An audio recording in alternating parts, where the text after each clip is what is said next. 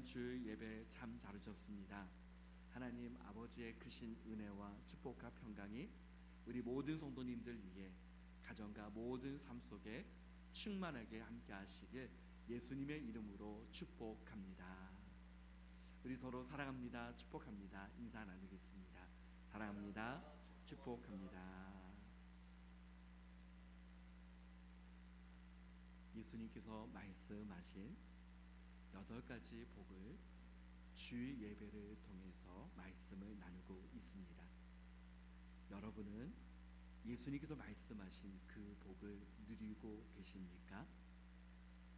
무엇보다 예수님께서 말씀하신 복 있는 사람 다 되시길 예수님의 이름으로 간절히 소원합니다. 오늘 주일 예배를 통해서 예수님께서 말씀하신 6번째 복은 8절 말씀을 우리 같이 읽어보겠습니다.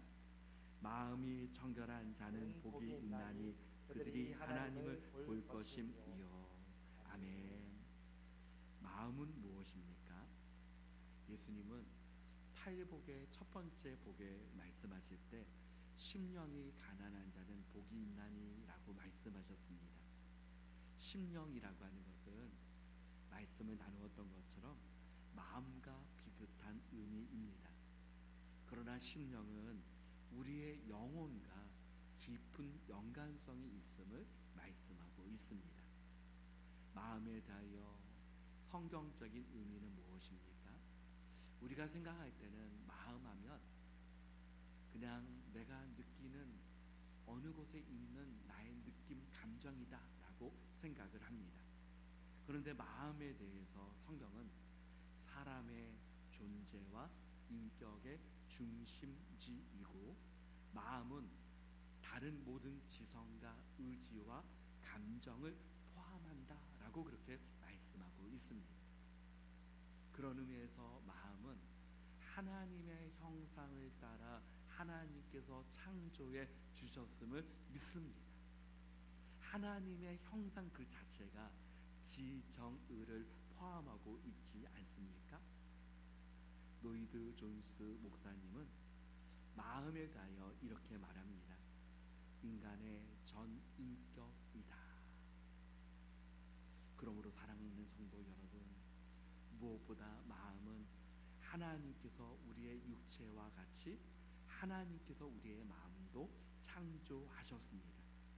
그러나 인간의 타락으로 인하여 사람의 마음이 부패해졌다라고 말씀합니다. 얼마나 사람의 마음이 부패했으면 예레미야 17장 9절 말씀을 다 같이 읽어보겠습니다. 만물보다 거짓되고 심히 부패한 것은 마음이라. 아멘. 만물보다 거짓되고 심히 부패한 것이 마음이다. 사람의 마음이 그만큼 죄로 인하여 타락해 있다는 것입니다. 그렇다면 사람의 마음이 부패했다라고 하는 것은 어떤 의미입니까? 우리가 볼 때 부도덕한 모든 것들, 어떻게 사람이 저럴 수 있을까라고 경악되어지는 모든 것들을 포함하는 것과 동시에 무엇보다도 사람의 힘과 능력으로 하나님을 알 수 있는 능력을 상실했다는 것입니다. 인간의 타락으로 인하여 우리의 힘과 우리의 능력으로 하나님을 알 수가 없습니다. 또한 사람에게 있는 죄성으로 인하여서 무엇보다도 하나님께서 원하시는 그 선을 행할 수 있는 능력이 인간에게는 없습니다. 근본적인 또한 인간의 죄가 용서받을 수 있는 길은 세상에 존재하지 않는다. 그렇다면 마음이 청결하다라고 하는 것은 더러운 옷이 깨끗하게 세탁되어진 상태, 또 키질을 해서 쭉정이가 완전히 제거된 알곡을 뜻하기도 합니다. 또한 불순물을 제거한 아주 순수한 그 상태를 의미합니다. 그렇다면 여러분, 사람의 힘과 능력으로 우리의 모든 죄를 씻을 수 없다면 하나님은 이 이사야 1장 18절 말씀에 이렇게 말씀합니다. 다 같이 읽어보겠습니다. 여호와께서 말씀하실 때 오라 우리가 서로 변론하자. 너희의 죄가 주홍 같을지라도 눈과 같이 이어질 것이요 진홍같이 붉을지라도 양털같이 희게 되리라. 아멘. 하나님만이 우리의 죄를 용서하실 수 있는 분이십니다. 그러므로 요한일서 1장 7절에 그 아들 예수의 피가 우리를 모든 죄에서 깨끗하게 하실 것이요, 예수의 피가 우리를 모든 죄에서 이미 깨끗하게 용서해 주신 분이심을 믿습니다. 주님의 그 십자가의 보혈로 용서받을 수 있는 그 은혜의 통로는, 우리가 할 수 있는 것은 하나님께 향한 우리의 믿음과 회개입니다. 요한일서 1장 9절에 만일 우리가 우리 죄를 자백하면 그는 미쁘시고 의로우사 우리 죄를 사하시며 우리를 모든 불의에서 깨끗하게 하실 것이요. 사랑하는 성도 여러분, 하나님께서 그냥 용서해 주신 것이 아니라 믿음을 통해서, 회개를 통해서 과거와 현재와 미래의 모든 죄를 깨끗하게 용서해 주시는 줄 믿습니다. 그렇다면 여러분, 마음이 청결한 자는 저희가 하나님을 볼 것임이요. 죄로 인하여 타락한 결과는 사람이 하나님과 멀어지게 된 것입니다. 아담과 하와가 불순종했을 때 가장 먼저 일어났던 현상은 하나님의 낯을 피하게 되었다는 것입니다. 아담과 하와가 불순종하기 전에는 하나님과 아담과 하와가 얼마나 가까웠습니까? 그러나 타락한 이후에 하나님의 낯을 피하게 되었습니다. 왜냐하면 죄가 하나님과의 사이를 막았기 때문입니다. 사랑하는 성도 여러분, 그러므로 저와 우리 모든 성도님들의 삶 속에서 때로는 하나님의 낯을 피하고자 하는 마음이 있다면 우리 자신을 돌아보아야 합니다. 이사야 59장 2절 말씀을 다 같이 읽어보겠습니다. 오직 너희 죄악이 너희와 너희 하나님 사이를 갈라놓았고 너희 죄가 그의 얼굴을 가리어서 너희에게서 듣지 않으시게 함이니라. 아멘. 그렇다면 여러분, 하나님을 본다라고 하는 것은 어떤 의미입니까? 성경에 보면 하나님을 본 사람이 누가 있습니까? 모세도 하나님의 등을 보았다라고 말씀합니다. 엘리야도 하나님께서 주신 능력을 많이 행하였지만 하나님을 본 것이 아니라 하나님의 음성을 들었다라고 말씀합니다. 하나님은 디모데전서 6장 16절 말씀에 같이 읽어보겠습니다. 어떤 사람도 보지 못하였고 또 볼 수 없는 이시니. 아멘. 하나님은 아무 사람도 보지 못하였다. 또 하나님은 볼 수 있는 분이 아니시다.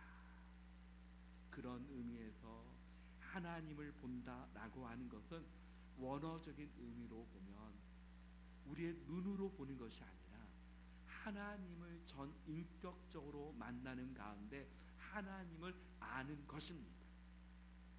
성경적인 의미는 아는 것이 보는 것이다.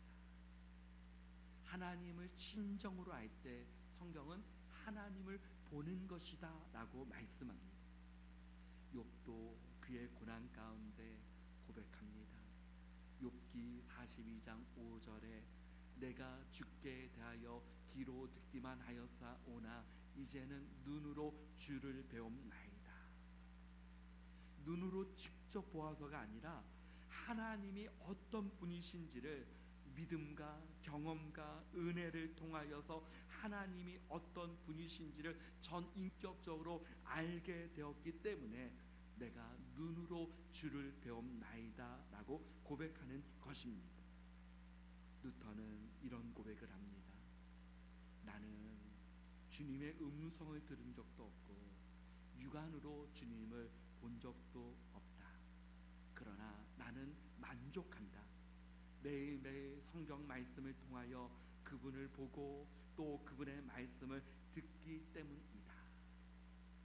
사랑하는 성도 여러분, 하나님을 내 눈으로 직접 보려고 힘쓰지 말고 말씀을 통해서, 기도를 통해서, 하나님 주신 은혜를 통해서 하나님을 더 깊이 있게 알므로 인하여서 아는 것이 보는 것이다. 하나님을 더 만나는 은혜가 저와 우리 모든 성도님들에게 충만하게 함께 하시길 축복합니다.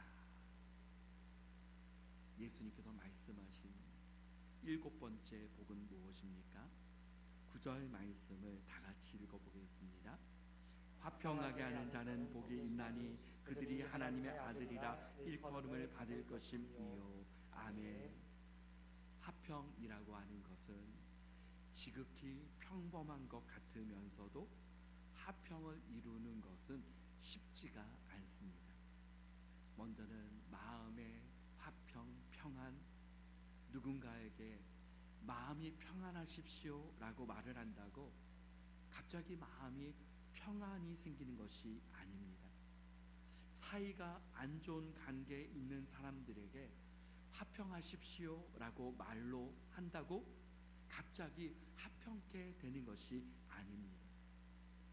지구상에 계속적으로 끊임없이 일어나는 것이 있다면 전쟁입니다. 우리가 생각할 때는 지금 당장이라도 마음만 먹으면 전쟁이 끝날 것 같습니다.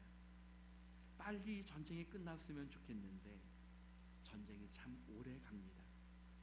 사람의 말로, 사람의 힘과 능력으로 되는 것이 아니기 때문입니다. 그렇다면 사랑하는 성도 여러분, 먼저는 우리는 어떤 화평을 이루어야 합니까? 예수님께서 고난과 죽으심과 부활과 승천을 통하여서 먼저는 하나님과 사람 사이에 화평을 이루셨습니다. 골로새서 1장 20절에 그의 십자가의 피로 화평을 이루사 만물 곧 땅에 있는 것들이나 하늘에 있는 것들을 그로 말미암아 자기와 화목해 되기를 기뻐하심이라. 예수 그리스도의 십자가의 보혈로 저와 우리 모든 성도님들과 하나님 사이에 화평이 온전히 이루어졌습니다. 모든 만물이 예수님으로 말미암아 화평케 되는 은혜가 임하였습니다. 예수님은 하나님과 우리 사이에 완전한 중보자가 되십니다. 하나님과 우리 사이에 막혀 있는 모든 죄악의 담이 예수 그리스도의 피로 이미 허물어졌습니다. 에베소서 2장 16절에 또 십자가로 이 둘을 한 몸으로 하나님과 화목하게 하려 하심이라. 원수된 것을 십자가로 소멸하시고, 우리가 예수님을 믿기 전에는 어떻습니까? 성경적으로 표현하면 하나님과 원수가 된 사람이었다. 전에는 우리가 원하든 원하지 않던 마귀를 쫓는 공중 권세를 쫓는 사람이었다. 그러나 예수 그리스도의 십자가의 보혈을 통해서, 예수님을 믿는 믿음을 통해서 이제는 하나님과 온전한 화평을 이루게 된 하나님의 자녀가 되었다라고 말씀하고 있습니다. 사랑하는 성도 여러분, 예배를 통하여서, 기도를 통하여서, 말씀을 통하여서 하나님과 더 화평함을 온전히 이루며 나가는 저와 우리 모든 성도님들이 되시기를 축복합니다. 그렇다면 화평을 온전히 누리는 가운데 화평케 하는 사람이 되어야 합니다. 화평케 한다.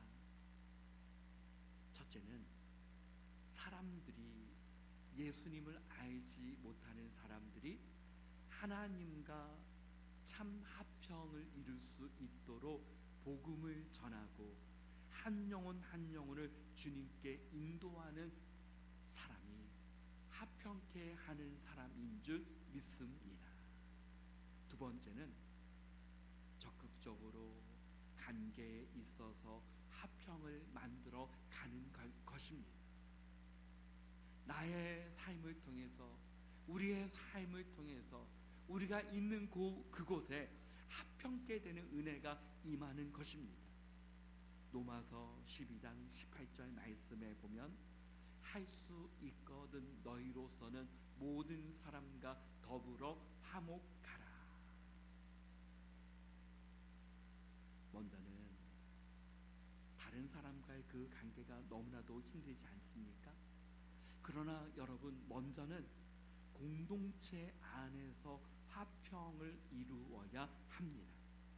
하나님께서 우리에게 주신 공동체, 가족 공동체 안에서, 주님의 몸된 교회 공동체 안에서 화평을 이루어야 합니다.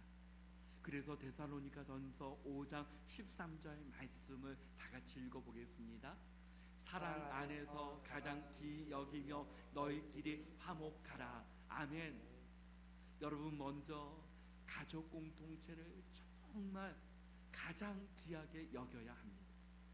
또 주님께서 세워주신 교회 공동체, 우리 교회 안에서 먼저 서로를 귀하게 여겨야 합니다. 정말 사랑 안에서 한 분 한 분이 정말 귀하게 여겨지는 것, 주 안에서 화목을 이루어야 합니다. 너희가 서로 사랑하면 이로써 사람들이 너희가 내 제자인 줄 알리라. 그렇다면 여러분, 화평을 만들어가기 위해서는 무엇보다 우리의 삶이 그와 같은 삶이 되어야 하는데, 여러분, 우리가 할 수 있는 것이 너무나 많이 있지 않습니까? 그러나 가장 할 수 있는 것이 무엇입니까? 먼저는 말입니다. 골로새서 4장 6절에 너희 말을 항상 은혜 가운데서 소금으로 맛을 냄과 같이 하라. 그리하면 각 사람에게 마땅히 대답할 것을 알리라. 너희 말을 항상 은혜 가운데서 소금으로 맛을 냄과 같이 하라. 여러분, 먼저는 우리 자신을 축복해야 합니다. 주님의 이름으로 하나님께서 가장 존귀하게 여기시는 누구다, 나 자신의 이름을 부르면서 여러분, 아침마다 때때로 여러분 자신을 축복해야 합니다. 여러분 한 분 한 분을 하나님께서 가장 존귀하게 여기시기 때문입니다. 그리고 사랑하는 성도 여러분, 다른 사람들에게 먼저 말로 축복해야 합니다. 주님의 이름으로 축복하고, 주님의 이름으로 힘을 주고, 주님의 이름으로 격려하고, 주님의 이름으로 믿음의 말을 하는 것, 이것이 바로 소금으로 맛을 냄과 같이 하는 것 아니겠습니까? 화평케 하는 사람, 화평을 만드는 사람, 화평을 가져오는 자가 되어 하나님의 자녀라 일컬음을 받으며 하나님께 영광 올려드리는 우리 모두가 되어주시기를 간절히 축복합니다. 예수님께서 말씀하신 복 있는 사람 8번째는 마태복음 5장 10절 말씀을, 우리 말씀을 보고 읽어보겠습니다. 시작. 의를 위하여 박해를 받은 자는 복이 있나니 천국이 그들의 것임이라. 아멘. 세상에 우리가 보기에는 얼마나 훌륭한 사람들이 많이 계십니까? 우리가 생각할 때 정말 저분은 의롭다라고 여겨지는 사람들이 많이 있습니다. 그러나 하나님 앞에서는 어떻습니까? 하나님 앞에서는 의인이 있습니까? 성경은 모든 사람이 죄를 범하였음에 하나님의 영광에 이르지 못하였다라고 말씀합니다. 로마서 3장 10절 말씀에는 기록된 바 의인은 없나니 하나도 없으며 깨닫는 자도 없고 하나님을 찾는 자도 없다라고 말씀하고 있습니다. 하나님 앞에서 의인이 한 사람도 없는 것입니다. 그렇다면 의는 무엇입니까? 의는 하나님 그분이 의 자체이신 줄 믿습니다. 의를 위하여, 하나님을 위하여, 하나님의 영광을 위하여 예수님이 믿는 그 이유만으로 하나님의 자녀로 살아감이 있어서 박해를 받는 자는 복이 있나니 천국이 그들의 것임이라. 그렇다면 여러분, 의를 위하여 박해를 받는 것, 핍박을 받는 것, 초대교회 때에 수많은 교회가 예수님의 제자들이 얼마나 많은 핍박을 받았습니까? 우리가 생각할 때는 박해와 핍박을 어떤 물리적인 압력이라고 생각할 때가 많이 있습니다. 또 외적인 것에서 그와 같은 핍박과 박해를 찾을 때가 많이 있습니다. 그러나 여러분, 중요한 것은 무엇입니까? 가장 중요한 핍박과 박해는 세상이 예수님을 믿는 그 믿음의 사람을 여러분 싫어한다는 사실입니다. 좋아하지 않는다는 사실입니다.